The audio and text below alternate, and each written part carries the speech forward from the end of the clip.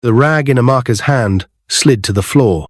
Her fingers had gone numb the moment she saw the photographer, an old, slightly faded snapshot of a beautiful young woman smiling shyly into the camera. That same picture had sat for years on a tiny wooden shelf back in their village, beside a flickering kerosene lamp and the worn Bible her mother prayed with every night. She knew it instantly. It was her mother, Adana, the woman who had raised her alone in a crumbling mud house with no roof strong enough to survive a rainy season. The woman who had begged for money from neighbors, sold her wrappers, and skipped meals to pay Amaka's school fees. The same woman who died just 1 year ago after a long, painful battle with kidney failure because they couldn't afford the hospital bills anymore. Now, her photo, that exact photo, was sitting inside the drawer of a man who had everything. Chief Anderson Obinna. Amaka stood frozen in the middle of his luxurious private study. The soft scent of aged leather and cologne filled the air. Behind her, tall bookshelves lined the walls with shiny encyclopedias and law books. A sleek MacBook sat closed on his polished mahogany desk, and above it, a golden plaque read, CEO, Obinson Group Holdings. She hadn't meant to snoop. She was just doing her daily cleaning rounds, dusting the bookshelves, wiping the glass frames, and mopping the floor. Then she noticed the bottom drawer was slightly open, just a crack. Curious, she gently tugged it open, expecting to find maybe some old files or unused pens. Instead, she found this. Her mother's face, smiling up at her from a place she never imagined. She could barely breathe. A chill crept through her spine. Her grip on the rag loosened completely. She blinked again and again, trying to convince herself that it wasn't real. But it was. The pink scarf tied loosely around her mother's neck in the picture, the same glint in her brown eyes, it was her. It was definitely her. Why would her billionaire boss have this photo? Her chest tightened. And then came the unmistakable sound that made her jump, the soft creak of the door opening behind her. She spun around quickly, clutching the photo close to her chest like it was a secret too precious to drop. Anderson Obinna entered the room, pulling off his wristwatch. Dressed in a crisp white kaftan with his signature red cap, he looked tired but elegant, like always. At 50, he had the calm presence of a man who controlled empires and had seen too much of life. His eyes met hers with mild curiosity, then shifted down to her trembling hands. "What are you holding?" he asked gently, not yet sensing the storm. Amaka swallowed hard. Her voice came out soft and shaking. "Sir, I found this in your drawer." She stepped forward and turned the photo to face him. He blinked. For a few seconds, his face remained unreadable. Then, suddenly, the blood drained from his cheeks. His wristwatch slipped from his fingers and landed on the desk with a soft thud. The man who never flinched during business negotiations looked like he had just seen a ghost. Where did you find this?" he said, almost whispering. "In your drawer, sir," Amaka said again, trying to remain calm, even though her heart felt like it was about to explode. She's my mother. Her name was Adana." Anderson took the photo with shaking hands and stared at it for what felt like forever. His lips parted slightly. Adana? It was a name he hadn't said in over 19 years. He slowly sat down, his knees clearly unable to hold him anymore. His eyes remained locked on the photo, like it was pulling him into the past. "She always told me she met my father once," Amaka continued, tears threatening to fall. "At a club in Lagos. She said she gave him this photo, but never saw him again. His phone number stopped working. She waited and waited, but he never came." Anderson's throat tightened. The room spun for a moment. That one night remembered it now. A quiet club in Lekki. Her smile, her laugh, her warmth, and the guilt he'd buried deep when he realized later he had lost his phone the next morning. Back then, he wasn't the billionaire. He was now just a struggling businessman with dreams. Amaka's voice broke through again. She used to blame him sometimes, said maybe he didn't try hard enough. But other times, she said he probably never knew she was pregnant. Anderson looked up at her slowly. His eyes were glassy now. He stood, suddenly steady with purpose. "Driver," he yelled. The voice echoed through the hallway. Amaka flinched. "Sir, we're going to the hospital," Anderson said, grabbing his phone and sliding the photo into his breast pocket like it was gold. "We need to confirm this." "But why, sir?" His eyes met hers sharp, emotional, filled with something that looked like fear and hope mixed together. "Because, if this is true, you're my daughter." The words hit her like a slap. Her legs nearly gave way. "What?" "Just come with me," he said. "Now." Within minutes, the two were seated in the back of a sleek black SUV, speeding toward the hospital. The driver didn't ask questions. Amaka sat stiffly, eyes darting to Anderson, who stared silently out the window, deep in thought. Amaka pressed her palm to her chest. Her mother had never lied to her. Could this really be happening? Less than 2 hours ago, she was a maid, scrubbing the floor. Now, she might be the daughter of a billionaire, but something inside her kept whispering, "What if it's true? What if you belong here?" The car slowed as they pulled into the hospital gates. Anderson turned to her. "We'll do a DNA test now. I need to know if you're really mine." And in that moment, the world stood still. The waiting room at Regal Diagnostic Center was quiet, too quiet. The ticking clock on the wall sounded louder than usual. Amaka sat on a steel chair with her arms folded across her stomach, her nerves buzzing like a swarm of bees.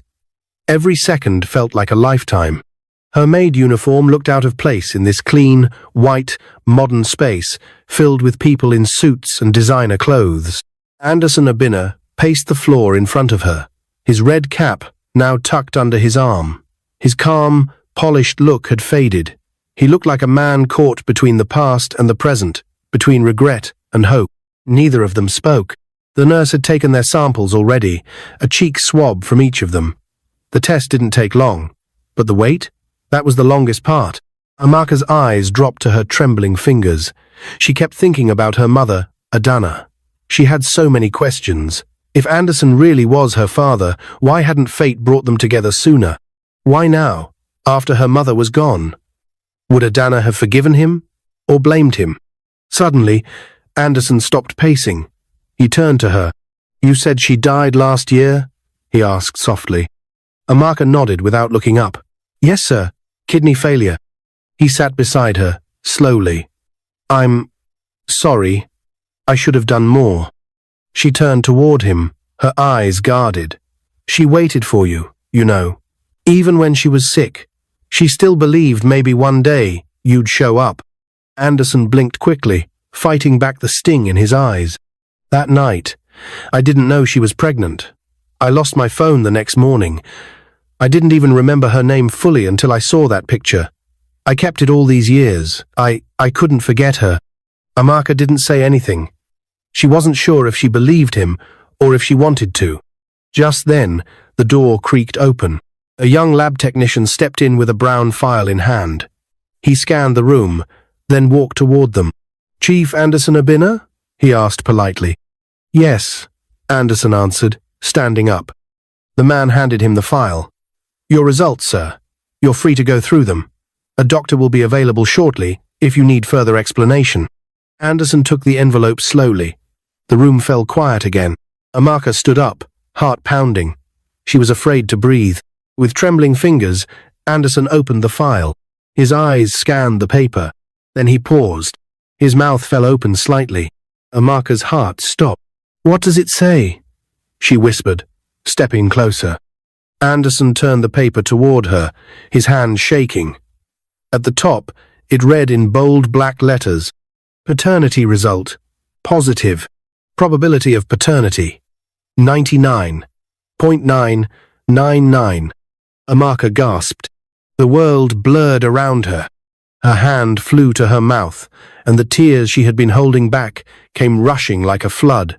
Her legs buckled, and she nearly collapsed, but Anderson caught her. "Amaka," he whispered, pulling her close. "You're my daughter. You're really my daughter." Amaka clung to him like she was holding onto the last rope of her sanity. She cried uncontrollably into his chest, her tears soaking his white kaftan. All her life, she'd dreamed of a moment like this where someone would finally choose her. fight for her, claim her. But she never imagined it would come this way, that the billionaire she scrubbed floors for would turn out to be her father. Anderson's own eyes were wet as he kissed the top of her head. "I'm so sorry, my daughter. Forgive me." She nodded, sobbing harder. "I missed her so much. She deserved to see this day." They stayed locked in that embrace for several minutes, two broken hearts finally finding a missing piece. Later that evening, the driver pulled up at the mansion again. This time, Amaka didn't sit at the back of the car like a maid. She sat beside Anderson, his daughter. But as they walked through the grand entrance of the house, something cold and invisible slammed into them. 3 pairs of eyes watched from the top of the curved staircase. Sandra, Monica, Amara, Anderson's 3 daughters. The oldest, Sandra, crossed her arms and narrowed her eyes. Monica, the middle child, gave a cold smirk. Amara, the youngest, looked confused but curious. Anderson placed his hand gently on Amaka's shoulder. "I need you all to come down. Now," he said firmly. The girls came down slowly, like royalty summoned to an unwanted meeting. Amaka suddenly felt small again, under their sharp stares. Anderson took a deep breath. "This is Amaka. She's my daughter, your sister." Silence. Then Sandra scoffed. "Sister? That girl?" Monica chuckled bitterly. "You mean the maid?" Anderson's tone turned sharper. "I said your sister." Amaka's throat burned, but she said nothing. She had fought too many battles to let pride be one of them. "I've done the test," Anderson continued. "She's mine, and she's not going anywhere."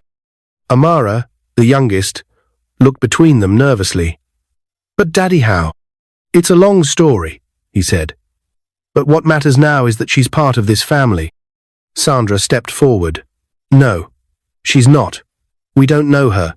We don't need her." Anderson's face hardened. "You will treat her with respect.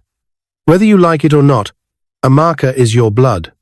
If anyone has a problem with that, you can leave this house." Another heavy silence. Amaka stood still, holding back her tears again. She didn't want pity. She didn't need acceptance overnight. She just needed a chance. She looked up the staircase where she used to scrub the rails with a toothbrush.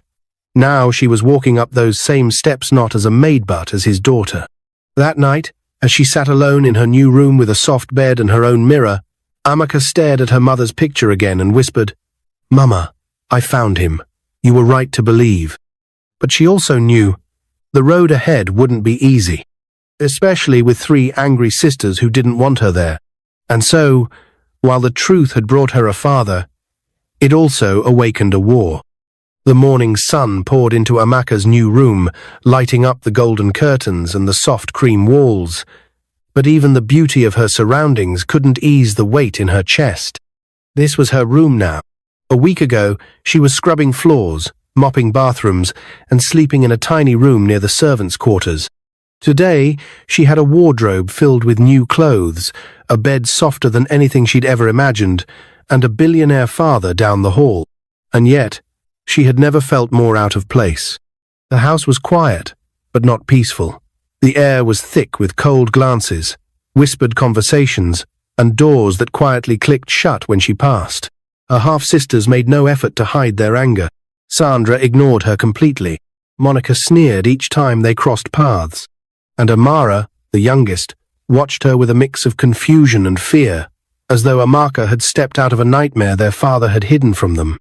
Anderson did his best to make her feel welcome. He took her shopping, asked about her dreams, and even helped her apply for schools. He kept saying how proud her mother would have been, but nothing he did could change the tension in the house. Every meal was like a battle, every moment filled with tension. Like this morning, Amaka walked into the dining room for breakfast. She had worn a soft pink gown Anderson bought her, her hair tied neatly. She greeted the girls politely, as always. Sandra sipped her juice without looking up. "Did anyone hear something?" Monica laughed. "Must be the wind." Anderson shot them both a glare as he folded his newspaper. "That's enough." Amaka sat silently and focused on her food, her heart racing.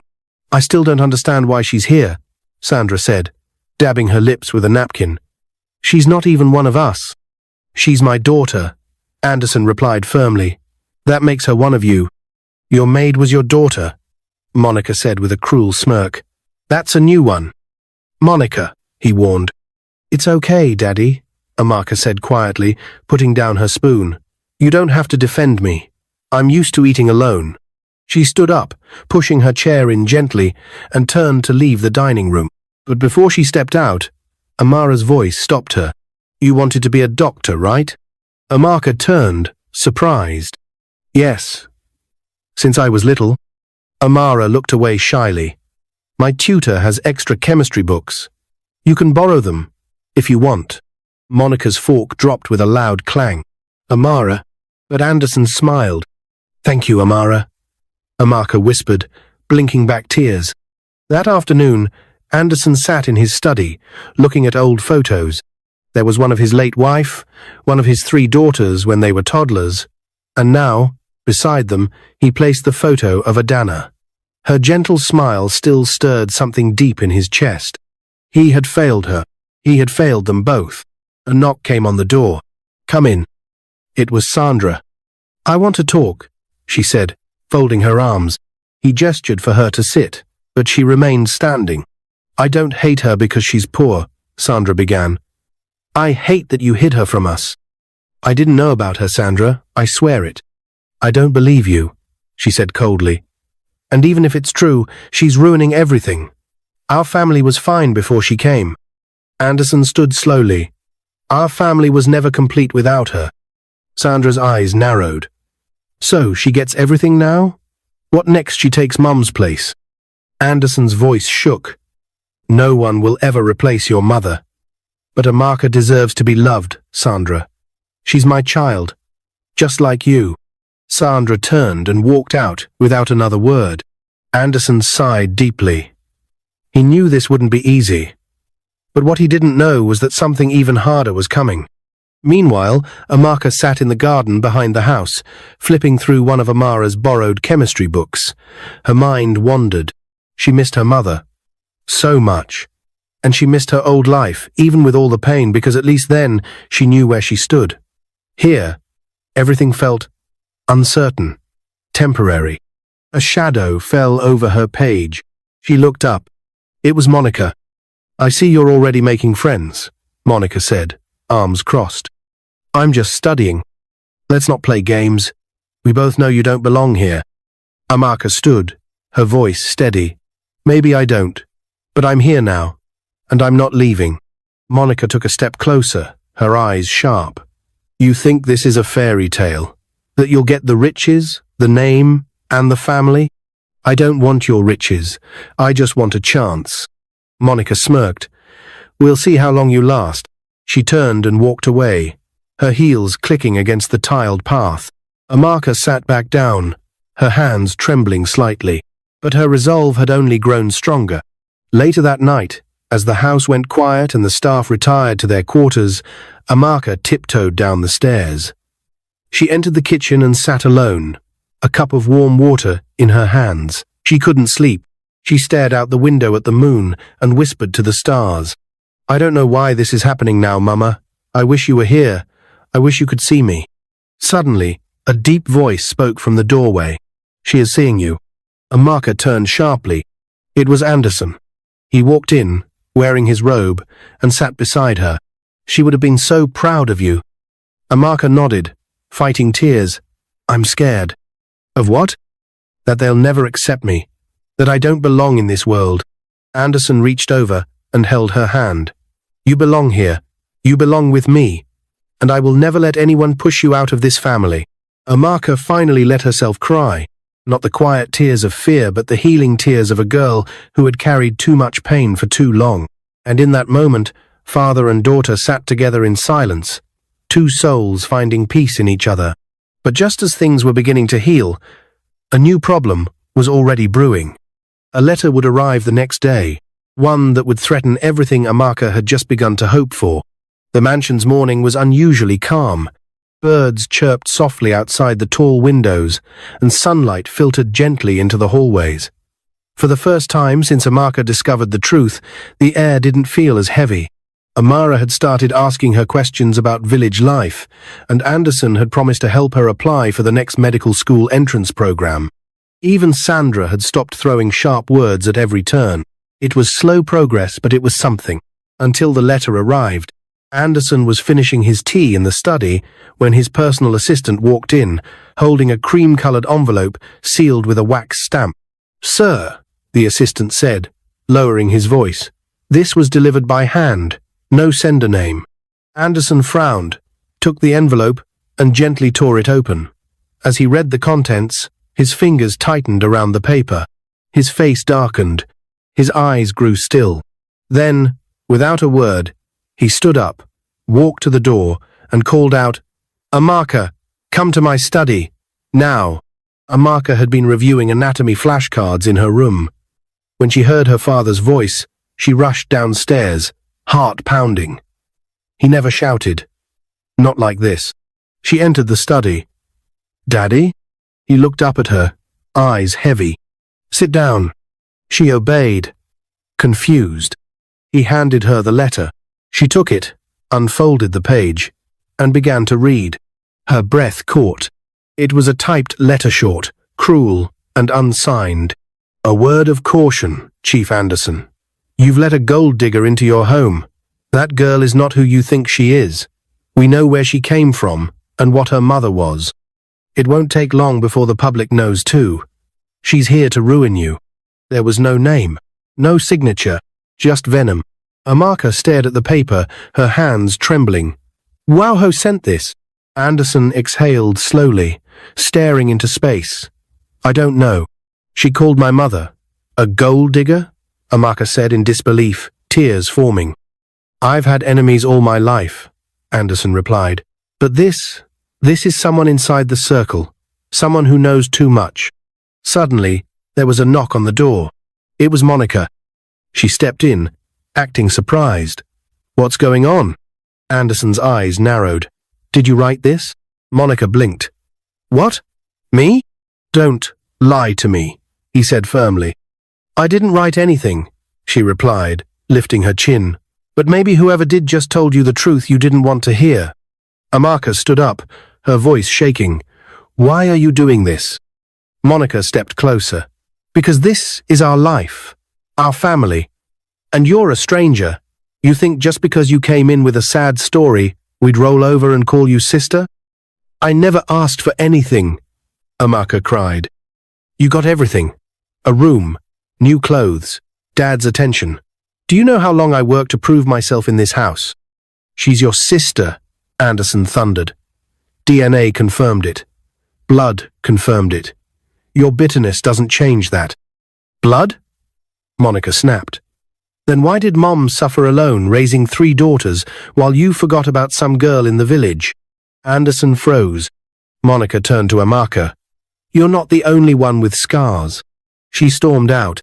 Amaka stood silently. Her body felt like it weighed 1,000 pounds. The letter still burned in her fingers. By evening, the letter had spread like wildfire through the mansion. The household staff gossiped in whispers. Rumors made their way to social media blogs after someone anonymously posted a photo of Amaka walking beside Anderson at a charity event. The comments were brutal. "Who is she? Another maid climbing the ladder?" Maybe the old man lost his mind. For the first time since the DNA result, Amaka felt like she was drowning. Anderson called his media team to clean up the mess, but the damage was already brewing. The next day, as Amaka walked down the hallway, she noticed the staff suddenly stopped talking when she passed. One of the maids who used to smile at her looked away quickly. She entered the kitchen to grab water, only to find the cook and one of the drivers arguing quietly. "She's just pretending to be innocent," the driver said.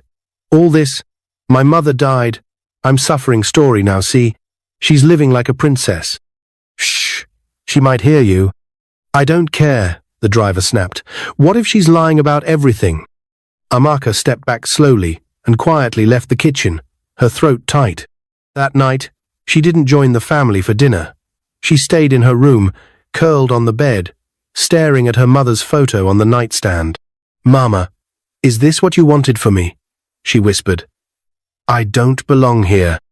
Meanwhile, Anderson sat in the living room, lost in thought. Amara walked in and sat beside him. "You believe her, right?" she asked gently. He looked up. "With all my heart." "Then maybe we need to help her prove it. Not just with blood, but with her future." Anderson smiled faintly. "You're right." The next morning, Amaka was called to the study again. She walked in slowly, expecting another wave of bad news. But Anderson stood by the window, holding a white envelope this time with a warm smile. He handed it to her. She opened it. Her eyes widened. It was an admission letter from Lagos College of Medicine.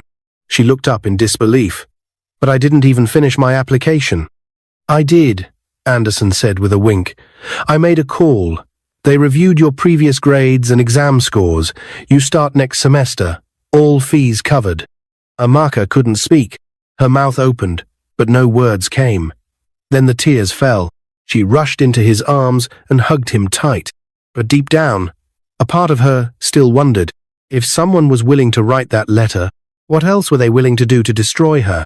The sun was warm that morning in Umuahia village, casting golden rays over the red earth. A soft wind rustled the leaves as Amaka stood by the small grave, her eyes full of both sadness and peace. Beside her stood Chief Anderson Obinna, holding a bouquet of fresh white lilies. The headstone read, "Adana Obinna, a mother's love never dies." Amaka knelt and placed a small framed photo beside it, the same one she found in his drawer all those months ago, the one that changed everything. "Hi, Mama," she whispered, her voice steady. "I made it, just like you said I would." Tears welled in Anderson's eyes as he stepped forward. "You gave me the greatest gift without even knowing it, Adana. I wish I had found you sooner." They stood in silence, a father and daughter remembering the woman who had shaped both their lives without ever asking for anything in return. Amaka was no longer a maid, no longer a stranger. She was Dr. Amaka Obinna, now freshly graduated from medical school, a woman with purpose, confidence, and a heart full of healing. The journey hadn't been easy. Sandra took the longest to accept her, but eventually, seeing Amaka's kindness and humility, she softened. Monica apologized quietly one day, offering her an old childhood bracelet as a sign of peace. And Amara? She became Amaka's closest friend, more like a sister than anyone else. Then came Johnson. He was a quiet, thoughtful pharmacist who had helped Amaka through school with textbooks and long library chats. Their friendship blossomed into love, and 6 months ago, under the setting sun in a small chapel, they said their vows. Anderson had walked her down the aisle, his eyes filled with unspeakable joy. Now, 2 years later, they were back here in the village. In Amaka's arms, swaddled in soft white cloth, was a baby girl, round cheeks, big curious eyes, and a head full of curly black hair. "She looks just like her grandmother," Anderson said, smiling. Amaka nodded. "That's why we named her Adana." He leaned forward and gently kissed the baby's forehead. "She's the future, my daughter, and your mother is smiling down on all of us." As they turned to leave the graveyard, Amaka held her daughter tighter. Her heart was full, not just because of the riches or titles, but because love had found her, because truth had restored what was lost. And as they walked down the dusty path together, 3 generations tied by one photo, one moment, and one woman's quiet strength, Amaka finally felt whole. If you like this story, comment, share, and subscribe to our channel for more interesting stories.